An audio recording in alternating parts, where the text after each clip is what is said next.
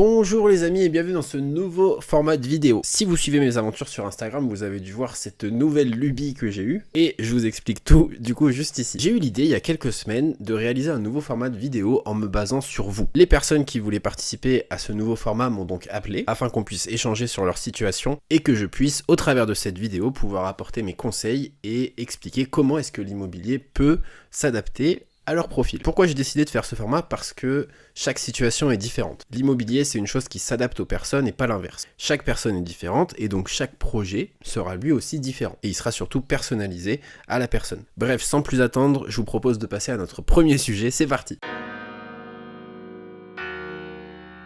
Je suis tellement excité que j'en oublie de me présenter. Je m'appelle donc Kevin, je suis conseiller immobilier à Clermont-Ferrand et agglomération, et je partage mes aventures et mes conseils sur Facebook, sur Instagram et sur YouTube. Alors n'hésite pas à me rejoindre si tu veux plus de conseils sur ton projet immobilier, qu'il soit maintenant ou alors peut-être plus tard. On va donc passer sans plus tarder à la première volontaire de ce nouveau format, pour laquelle on a bien entendu modifié le nom, vous vous en doutez. J'ai passé à peu près une demi-heure au téléphone avec cette personne pour découvrir un petit peu sa vie personnelle, professionnelle, ses attentes, ses aspirations, etc. pour pouvoir m'adapter au mieux à sa situation. Bref, c'était très intéressant, je vous explique tout ça. On retrouve donc dans ce premier épisode une fille qu'on va appeler Aurélie. Aurélie, elle a 25 ans, elle est célibataire et elle travaille comme technicienne pour un grand groupe de cosmétiques du côté de Vichy. Si on commence par l'aspect professionnel, il faut savoir qu'aujourd'hui elle est en CDI, un CDI qu'elle a signé l'été dernier, donc ça fait un petit peu plus de 8 mois qu'elle y est. Le point positif, c'est qu'aujourd'hui elle s'y sent très bien. Elle a même envie d'évoluer, de s'investir encore plus dans l'entreprise et ce qu'on appelle faire carrière. L'entreprise pour laquelle elle travaille, c'est un grand groupe. Et l'avantage des grands groupes, c'est qu'il y a beaucoup de points positifs. On a par exemple des 13e ou des 14e mois, on a de l'intéressement, de la participation aux bénéfices et en fait une prime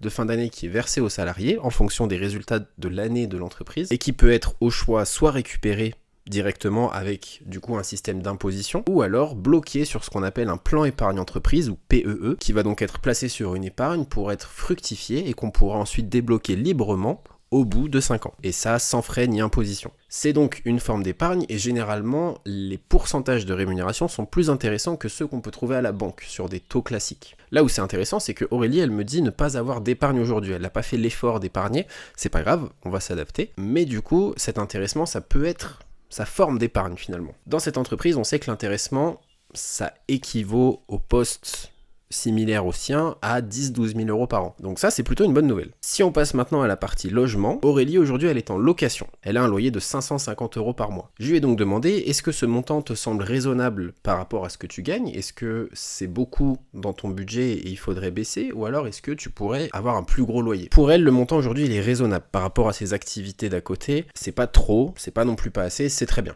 En fait, elle pourrait augmenter encore le montant de ce loyer, mais elle veut plutôt rester à ce niveau-là par rapport à ses activités à côté. C'est bon à savoir, et on va pas dévoiler son salaire, mais sachez qu'on est encore assez loin des 33% d'endettement, donc c'est plutôt bien. Le hic de l'histoire à niveau logement, c'est qu'aujourd'hui, elle habite en banlieue de Clermont. Comme je vous le disais, elle travaille sur Vichy, ce qui fait que tous les matins et tous les soirs, elle doit faire le trajet Clermont-Vichy, ce qui équivaut à peu près 45 minutes de route. Aujourd'hui, elle me dit que c'est pas un problème. J'ai peur qu'avec le temps, la fatigue s'accumule, et mine de rien, 1h30 de trajet tous les jours, c'est quand même assez important. Mais l'autre point qui fait qu'elle ne veut pas se rapprocher de Vichy, c'est que ses parents habitent dans la chaîne des Puys, donc à l'ouest de Clermont, et ses amis habitent plus du côté Riom, Volvic, Châtel-Guyon. Elle aimerait donc pouvoir rester dans le coin par rapport à sa famille et ses amis, car elle se sent plus à l'aise d'habiter à Clermont plutôt que d'être du côté de Vichy. Elle sera beaucoup trop loin de ses amis et sa famille. Enfin, la dernière question que je lui ai posée lors de cet entretien, c'est où est-ce que tu te vois dans 5 ans? Pourquoi cette question elle est importante? Parce que je ne veux pas l'engager dans un projet immobilier si ça ne colle pas avec ses aspirations futures. Aujourd'hui, on sait qu'Aurélie elle est célibataire, mais dans 5 ans, elle se voit bien peut-être avec quelqu'un, mais elle veut pas se presser, mais c'est une possibilité. Peut-être qu'elle aura envie d'acheter avec cette personne, elle sait pas encore, mais dans tous les cas, elle ne se ferme aucune porte. En tout cas, aujourd'hui, elle se demande comment tirer profit de l'immobilier dans sa situation, et c'est du coup le but de ce format de vidéo. Maintenant qu'on a bien cerné la situation, on va passer aux préconisations, mais avant ça, je dois passer un coup de fil. On va appeler du coup Thomas, qui est un courtier avec qui je travaille, et à qui je vais présenter la situation pour qu'il me dise lui ce qu'il en pense. Allô? Yes, comment tu vas? Eh ben ça va, et toi?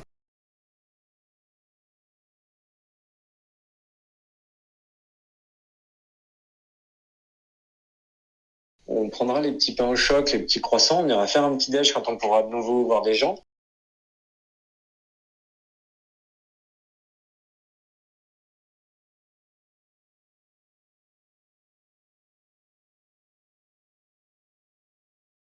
Cool. Ok, ça marche. Bon, écoute, je t'appelle pour autre chose. J'ai un autre dossier en cours. Une petite jeune qui a 25 ans. Donc, elle est en CDI depuis l'été dernier. Ce qu'il y a, c'est qu'elle a pas d'épargne. Aujourd'hui, elle touche par mois et elle a un loyer de 550 euros. Mais en gros, elle veut pas aller plus. Elle sait que son intéressement, ça va représenter en gros 10 à 12 000 euros par an. Je voulais savoir, avec 550 euros, combien elle peut emprunter. Est-ce que déjà c'est un profil qui intéresse les banques ou pas? Alors, ouais, sur le principe, oui, parce que c'est une belle structure derrière. Après, il faut voir pourquoi elle a pas d'épargne. Alors, est-ce qu'elle est très consommatrice ou est-ce qu'elle a des gros frais? Je sais pas, ce qui peut s'expliquer. Elle fait de la moto, forcément c'est un coût quoi. Ouais, bien sûr. Ok. Là-dessus, ça peut se défendre. Après, faut voir le fonctionnement de compte. Si le fonctionnement de compte est vraiment nickel, le fait qu'il n'y ait pas d'épargne, vu qu'elle est jeune, c'est pas choquant parce que comme elle a pris son taf assez récemment, finalement, ça peut se défendre. D'accord. Sur le principe, on peut toujours argumenter auprès des banques à ce niveau-là. On peut s'en dépatouiller, je l'ai fait. Ok. Donc ça, là-dessus, on peut se défendre. Sur une jeune active, ça peut se vendre. Pour t'expliquer ce que ça peut faire en termes d'enveloppe, par contre, je suis en train de te calculer avec 2 hypothèses. Si on prend une hypothèse classique, un prêt linéaire sur 25 ans, 550 euros par mois, ça lui sort 140 000 euros sur 25 ans. Pas mal, ok, ça. c'est pour te donner une première tendance. Ça, c'est la première hypothèse où vraiment, on est à 546 hors assurance. En gros, vu qu'elle est jeune, avec l'assurance, ça va faire 560. On va être légèrement au-dessus. Donc tu m'as dit, là c'est pour 140 000 là. Ouais, pour 140 000. Après, si bien coup de cœur, elle peut monter un peu. Parce que par exemple, sur certains montages de prêts, tu sais, les prêts progressifs. Ouais, le truc caisse d'épargne là. Ouais, ça porte à 160 000. Donc, par contre, tout compris. Mais ça peut se défendre. Et alors, petite question, l'histoire de l'intéressement, c'est en gros, c'est la roue de secours si jamais il demande un apport, quoi. Ouais, alors la question là-dessus, si tu veux, c'est que les banques, elles vont considérer que c'est comme du variable finalement, qu'il n'y a rien de sûr. C'est-à-dire que si, admettons, L'Oréal fait une mauvaise année, il n'y a pas d'intéressement, donc elles vont peut-être pas le reprendre. Ça, par contre, elles vont pas le retenir dans le montage du prêt, je pense. D'accord. Parce que là, a priori, de ce qu'il disait, c'était quand même assez régulier. Enfin, tu vois, elle discutait avec ses collègues. A priori, tous les ans, ils touchent entre 10 et 12 000 sur des postes équivalents. Tu m'as dit c'est sur 12 ou 13 mois? 13, okay. Sur 13 mois. Ouais, donc tu vois, là, on est tranquille. Ok. 550 euros. En gros, faut se dire son seuil d'endettement, vraiment son 33%, c'est 595 euros. Ok, ouais, donc c'est pas moche quoi. C'est pas mal, hein. C'est pas mal. Ouais. Ok, bon bah écoute, je lui transmets. Merci beaucoup. Bah écoute, je t'en prie. Ok les amis, donc l'échange avec Thomas, il était très intéressant puisqu'il nous a dit, du coup, si on comprend bien, que son salaire était très intéressant pour pouvoir emprunter. A priori, la question de l'apport n'est pas vraiment un problème par rapport à son âge et par rapport à son évolution professionnelle, et que l'intéressement qu'elle touchait chaque année, finalement, c'était du bonus dont on allait pouvoir se servir soit pour de l'apport, soit pour d'autres projets. Donc ma préconisation pour Aurélie pour les prochains mois, les prochaines années, ça va être de se lancer dans l'achat de sa résidence principale. Je fixe l'échéance à mai 2022. Pourquoi cette préconisation? Elle est très simple, c'est parce qu'en fait, aujourd'hui, elle paye 550 euros de loyer, donc autant qu'elle utilise ce montant-là mensuel pour pouvoir rembourser un crédit. En faisant ça, elle deviendra propriétaire et elle pourra commencer à se constituer un patrimoine immobilier. Si elle rembourse 550 euros par mois, on a fait le calcul, du coup, sur 20 ans, ça représente 110 000 euros. Sur 25 ans, ça représente 140 000. Et si elle décide d'un achat coup de cœur,